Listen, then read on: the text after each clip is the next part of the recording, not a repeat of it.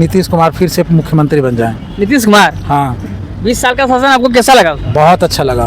बहुत अच्छा लगा। हाँ। तेजस्वी यादव को लेकर क्या सोचते हैं? वो तेजस्वी यादव तो मूर्खों के सरदार हैं और क्या बोल सकते हैं। मूर्खों के सरदार है मूर्खों के सरदार और एकदम सरकार बनाएंगे। बना रहे हैं तो कौन वो तो कोई भी तो प्रशांत किशोर भी चाह रहे हैं जो भी। तेजस्वी यादव बोलते हैं कि हम 17 महीना में जितने रोजगार दे दिए है उतने कोई सरकार रोजगार नहीं दे पाएंगे। ऐसा कैसे हो सकता है? हर समय तो नीतीश जी का ही पेपर में आउट हो रहा है। पुलिस को नौकरी दे रहे हैं, शिक्षक की बहाली कर रहे हैं, सब चीज का तो कर ही रहे हैं। देखिए बिहार विधानसभा का जो है बिगुल बज चुका है। पहला चरण का मतदान जो है 6 नवंबर को होने को है और दूसरा जो है 11 नवंबर को है। अभी हम लोग गांधी मैदान में हैं। गांधी मैदान में तमाम जो लोग से इनसे हम लोग जानने का प्रयास कर रहे हैं किन किन मुद्दे पर जो है चुनाव कर रहे हैं। हम अरविंद कुमार। क्या सोचे इस बार बिहार विधानसभा को लेकर? कि नीतीश कुमार फिर से मुख्यमंत्री बन जाएं। नीतीश कुमार हाँ 20 साल का शासन आपको कैसा लगा? बहुत अच्छा लगा। बहुत अच्छा लगा। हाँ हमारे गांव में लाइन, बिजली, अस्पताल की सुविधा, स्कूल की सुविधा, ये सब पहले कुछ नहीं था, लेकिन जब से ये शासन में आए हैं हमारे गांव में सारे चीज हैं। सारे सब लोग खुश हैं। सब लोग खुश हैं। हाँ सब लोग खुश हैं और हम उन्हीं को वोट देंगे। उन्हीं को वोट देंगे। हाँ पक्का 100%। जनसुराज प्रशांत किशोर का नया पार्टी इस बार आ रहा है। उनका मुद्दा जो है रोजगार, शिक्षा, कल्याण को लेकर आ रहा है। उनके विचारधारा कैसे लग रहा है आपको? उनका विचारधारा हमको कुछ समझ में नहीं आ रहा है। कुछ समझ में नहीं आ रहा। नहीं। प्रशांत किशोर इस बार क्या कुछ बदलाव देखने को मिलेगा आपको उसका पार्टी का? और बदलाव कर सकेंगे तभी ना दिखेगा, ऐसे कैसे दिखेगा? इस बार सोच लिए कि फिर से नीतीश कुमार को ला। हाँ बिल्कुल 100%। हाँ आरजेडी को लेकर क्या सोचते हैं आप? कुछ नहीं, nothing at all. Nothing at all जी कुछ नहीं सोचते उसका? नहीं, कुछ प्रभाव पड़ेगा आरजेडी का? कुछ नहीं प्रभाव पड़ेगा। बोल रहे कि इस बार हम सरकार बनाएंगे। तो बनाएंगे, अच्छी बात है। उनका जहाँ तक सोच होगा लोग उनको लाइक करेंगे तो बनेगा। हाँ। जहाँ तक मेरा प्रश्न है, हम नीतीश कुमार जी को अच्छे से जानते हैं। जब से शासनकाल में आए सब जगह डेवलप देखने को मिल रहा है पूरे बिहार में। पूरे बिहार में? अब यस सर। तेजस्वी यादव बोलते हैं कि हम 17 महीना में जितने रोजगार दे दिए है उतने कोई सरकार रोजगार नहीं दे पाएंगे। ऐसा कैसे हो सकता है? हर समय तो नीतीश जी का ही पेपर में आउट हो रहा है। पुलिस को नौकरी दे रहे हैं, शिक्षक की बहाली कर रहे हैं, सब चीज का तो कर ही रहे हैं। और भी एक चीज है, क्या नाम है आपका? मेरा नाम है रितेश कुमार। कहाँ से आप? यही पटना से ही है। क्या सोचे इस बार बिहार विधानसभा को? किन किन मुद्दे पर जो आप लोग चुनाव करने वाले इस बार?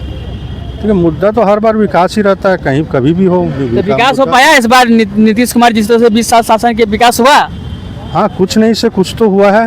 कुछ हुआ है ना? विकास तो हुआ ही है, बाकी जो होना चाहिए वैसा नहीं हुआ, लेकिन विकास तो हुआ है। जैसे अगर हम 100 के पैमाने पर मापें तो जैसे बाकी जो डेवलप्ड स्टेट हैं वो लोग अगर 80 और 90 की स्पीड से अपने गाड़ी को दौड़ा रहे हैं तो बिहार के गाड़ी भी 40-45 पे जरूर चल रहा है। जनसुराज इस बार जो है बिहार में नई पार्टी आ रहे हैं, तो क्या इस बार त्रिकोणीय मुकाबला देखने को मिलेगा इस बार? नहीं, त्रिकोणीय मुकाबला तो देखने को नहीं मिलेगा क्योंकि अभी नई पार्टी है और लोग अभी उससे जाने तो नहीं है ना कि वो कैसा है। बाकी आने के समय तो कोई बोलता है हम बढ़िया हैं, हम बढ़िया, वो तो कोई भी बोलता है। तो लेकिन उनके विचारधारा कैसे लगा? जिस तरह से प्रशांत किशोर बोल रहे हैं कि हम शिक्षा, रोजगार और कल्याण को लेकर जिस तरह से चुनावी मुद्दा पर आए हैं, तो उनके मुद्दा किस तरह से? कल्याण बोल रहे हैं कि इस बार हम लोग जो है सरकार बनती है तो बिहार में जो है हम लोग हजारों की संख्या में जो है फैक्ट्री बनाएंगे। कहीं बिहार के लोग जो है बाहर काम करने जाएंगे नहीं जाएंगे, यहीं पर काम करेंगे, रोजगार मिलेगा उसको। तो हजारों की संख्या में फैक्ट्री लाएंगे कहाँ से? हाँ। अगर वो बोलते हैं कि हम 2, 4, 10, 20 फैक्ट्री लाएंगे तो समझ में तो आता है, लेकिन 1000 बोल के ही तो वो तो साबित कर दिए कि वो झूठा बोल रहे हैं। झूठा बोल रहे हैं क्योंकि फैक्ट्री कोई चीटी या वो ऐसा छोटा चीज़ तो है नहीं कि वो जैसे बोलते हैं कि हाँ हम 10-20 फैक्ट्री लाएंगे, अच्छा फैक्ट्री लाएंगे, ये बोलते तो समझ में आता। और जिस दिन बोल दिए कि 1000 फैक्ट्री लाएंगे तो उनकी इस बात में ही पता चल रहा है कि वो झूठ झलक रहा है। झूठ झलक रहा है। झूठ झलक रहा है। प्रशांत किशोर का प्रभाव कुछ नहीं पड़ेगा इसमें? कुछ तो नहीं। अब देखिए कोई भी आता है तो 2, 4, 5% भी सीट हो सकता है कि वो 5, 7 सीट, 8 सीट ले आए, ऐसा हो सकता है। क्योंकि कहीं ऐसा नहीं, बहुत से लोग ऐसा भी सोचते हैं कि कहीं ये दूसरा अरविंद केजरीवाल तो नहीं बन जाएगा, क्योंकि अरविंद केजरीवाल भी कैसे लोगों को धोखा में रख करके कैसे सरकार बना लिया, लोग उसके पीछे पागल हो रहे थे। कहीं बहुत से लोग ऐसा भी सोच रहे हैं कहीं ये दूसरा अरविंद केजरीवाल तो नहीं हो जाएगा। दूसरा केजरीवाल सोच रहे हैं लोग। क्यों नहीं सोच सकते हैं? केजरीवाल को तो हम लोग को 10 साल 15 साल पहले जब वो आ रहा था, हम लोग वहाँ के वोटर नहीं भी थे, फिर भी सोच रहे थे उसमें ऐसा वो कर दिया, सोचा कि अगर हम वहाँ रहते तो इसी को वोट देते। हाँ। ये ऐसा माहौल बना दिया था। ऐसा माहौल नहीं बनाया था। हाँ। कि आप तो मीडिया का तो आपको नहीं पता, आपको तो पता होगा ही कि लोग, जनता इसके पीछे पागल टाइप की हो रही थी कि नहीं, आप जानते हैं। लेकिन रिजल्ट क्या वो उसके बाद सबको जान रहा है। स्थिति ऐसी हो गई कि वो अपना सीट तक नहीं बचा पाया। बाकी का तो छोड़ दीजिए, वो अपना सीट तक नहीं, वो दूसरे को बोलता था बीजेपी के लोगों को, हाँ तुम हमारे पार्टी में आ जाओ, तुमको हम ये मंत्री बना देंगे, वो मंत्री में, जैसे लग रहा है कि वो सोच रहा था कि मुख्यमंत्री की कुर्सी मेरे बाप के लिए फिक्स हो गई है। अच्छा, वो इस तरह से बात कर रहा फिर था। क्या नीतीश कुमार ही आएंगे कि बदलाव देखने को मिलेगा? नहीं, लग तो रहा है कि नीति, क्योंकि अंधा में काना राजा तो नीतीश ही है अभी। हाँ। बाकी 4 आदमी को खड़ा कर दिया जाए तो उसमें से एक कहावत है अंधा में काना राजा, उसमें तो नीतीश ही है। नीतीश ही है। काना राजा तो नीतीश ही है। हाँ। हालांकि नीतीश सरकारी भी, हमने आपको कुछ देर पहले बताया कि दूसरे राज्य 80 से 90 किलोमीटर पर स्पीड से गाड़ी चला रहे हैं, इनका 40-45 पे चल रहा है, लेकिन कम से कम 40-45 पे चल तो रहा है। नीतीश कुमार के अलावा कोई मुख्यमंत्री का चेहरा आपको देखने को मिल रहा है? कोई है? यही तो बीजेपी से कोई नहीं देखने, कोई नहीं है, कोई है ही नहीं। बीजेपी दूर दूर तक कोई नहीं है, कोई नहीं है। तो नीतीश कुमार को फिर लाना है? लाना नहीं है, मजबूरी में, हम तो बोल रहे मजबूरी में लाना और कोई उपाय ही नहीं, मतलब दूसरा कोई उपाय नहीं है। और किसी और कोई नहीं लगता कि बिहार में जो है मुख्यमंत्री बन के विकास कर सके? और कोई नहीं लगता आपको? मेरी नज़र में तो ऐसा कोई नहीं लग रहा है कि कोई ऐसा।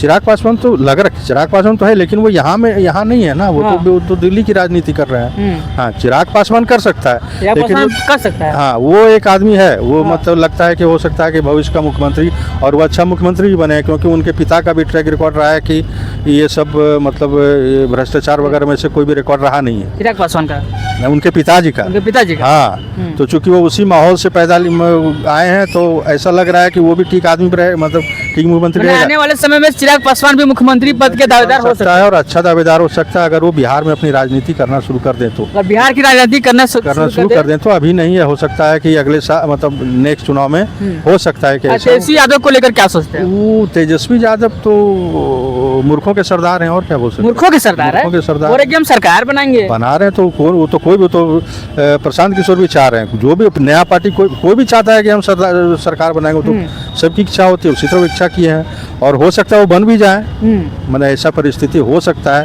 कि सबसे अधिक सीट ले आए, ऐसा हो भी सकता है, लेकिन वो तो है तो मूर्खों के सरदार ही। मूर्खों के सरदार तेजस्वी यादव है। हाँ, वही है मेरे हिसाब से। चलिए, अभी हम लोग जो है गांधी मैदान में थे, और गांधी मैदान में तमाम लोगों से जानने का प्रयास किया किन किन मुद्दे पर जो है चुनाव करने वाले। बाकी आप लोग जो है किन किन मुद्दे पर चुनाव करने वाले, कमेंट बॉक्स में राय जो है जरूर दीजिएगा। बाकी मिलते हैं किसी नए प्रयास के साथ, तब तक के लिए।